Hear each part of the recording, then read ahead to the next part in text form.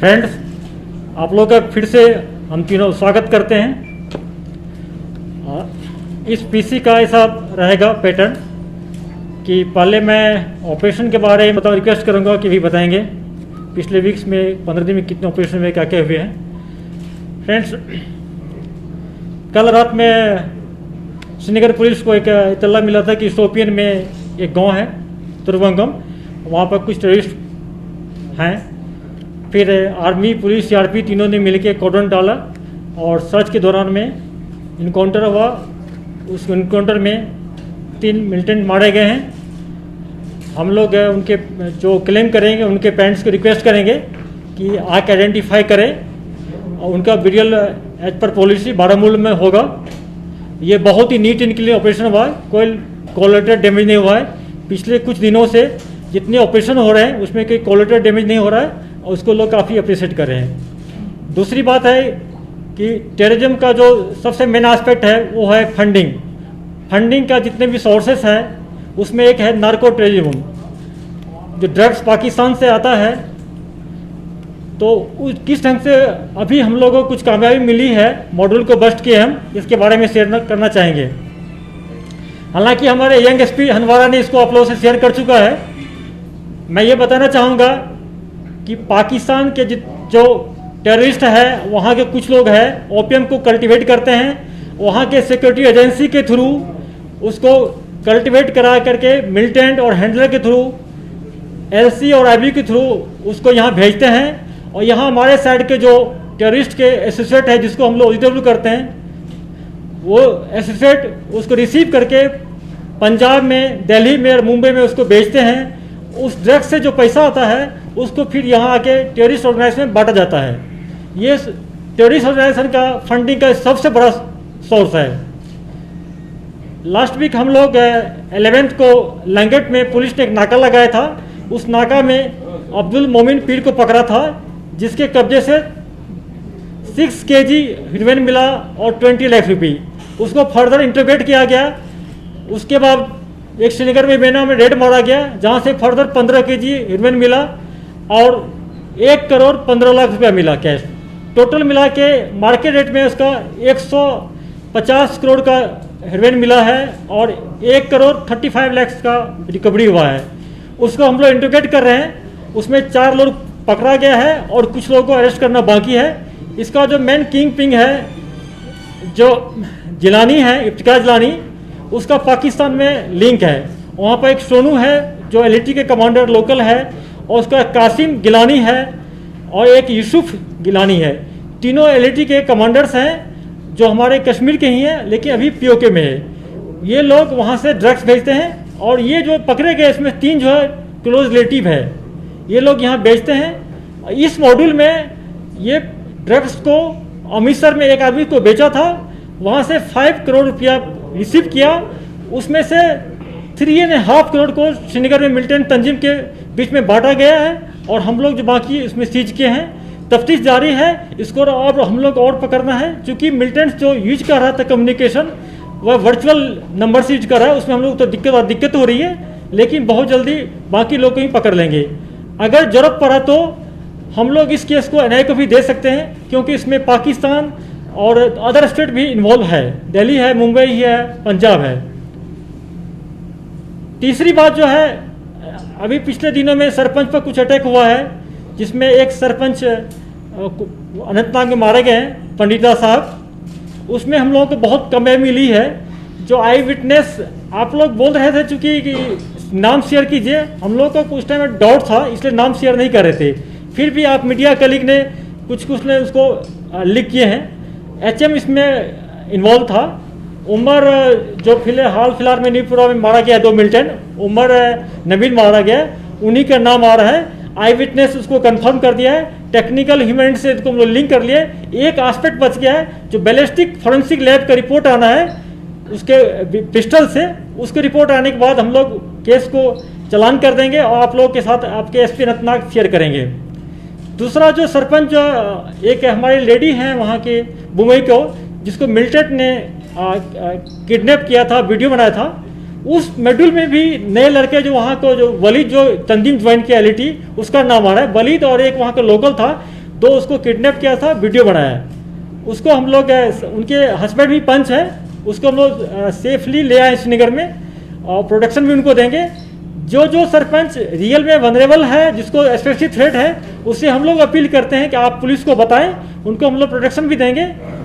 तीसरा एक और जो बारामूला क्लिनिक का इंसिडेंट आया था 2 दिन पहले, जिसमें एक उनका एक बेटा भी मीडिया में काम करता है, उन्होंने एक आर्टिकल लिखा था, उसको हम लोग तफ्तीश किए थे तो पता चला कि उनको मिलिटेंट का कोई थ्रेट नहीं था, बल्कि वो जो मैडम थी उनका हस्बैंड भी काम करता था, उनका एक कलीग था एजाज अहमद, एजाज से उसका कुछ प्रॉपर्टी का झगड़ा था, इसके लिए उन्होंने थ्रेट दिया था, लेकिन उसमें मिलिटेंट्स का कोई थ्रेट नहीं था। उस केस को हम लोग सॉल्व कर रहे हैं। अब मैं जोशी साहब से रिक्वेस्ट करता हूं कि आज के इनकाउंटर के बारे में बताएं। आज सवेरे तकरीबन 12 बजे मतलब रात को इंफॉर्मेशन जेकेपी से मिली है, तुर्कवंगम गांव के पास कुछ उग्रवादियों की हरकत की। Our cordon was launched at around 1 o'clock, and by 7 in the morning we had eliminated 3 terrorists in that area. The elimination was done in a very neat manner. There was no collateral damage to any property, no civilian was harmed, and the operation was executed without disturbing any normalcy in the village. Over the last 15 odd days, we have neutralized 24 terrorists, and as the IG brought it out, none of them have resulted in any collateral damage, major damage to any property or to civil life. As also, we have ensured that the recruitment is reduced to the minimum, and we have appealed to the parents that they should tell their youth who have gone absconding from home to return back to normal life, as it will ensure further peace in the valley. Thank you. जैसा IG साहब ने और GOC साहब ने बताया, in the recent past, based on the quality intelligence provided by the JNK police, the security forces have successfully neutralized large number of militants, particularly in South Kashmir. So there's been great synergy between all the forces on ground, and as a result, the operations are neat and clean without any collateral damage. In the last press conference, I appealed to the people of Kashmir that, in fact, last month, some of the operations, there was large number of people gathered around the encounter site. Last few days, this trend is basically showing a positive trend, and not large number people in large number coming to the encounter site. So I would again request all the parents, the elders, not to allow the youngsters or people to come close to the encounter site. There are two factors which are important in this. One is the security related, that if you come to the encounter site, then there are chances of some collateral damage. And second, and which is probably not in the hands of the security forces or any other person, is the corona. Because if you assemble in large numbers, if you crowd at the encounter site, then we, the security forces, we do our job in a very, very professional manner, and we try to avoid any kind of collateral damage. But corona is not going to spare any one of us. If we do not follow the social distancing, if we do not follow the protocol which has been, given by the authorities, I mean again, so I would request the parents and the elders and all the people not to allow their children to assemble in large numbers, particularly at the encounter sites.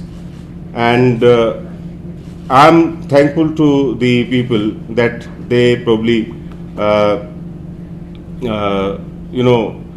last when we spoke, the Corps Commander, me and the GOC, so we made this appeal, and I would again request them that they should consider our appeal and not allow their children to go out of their home and assemble particularly at the encounter sites. Thank you.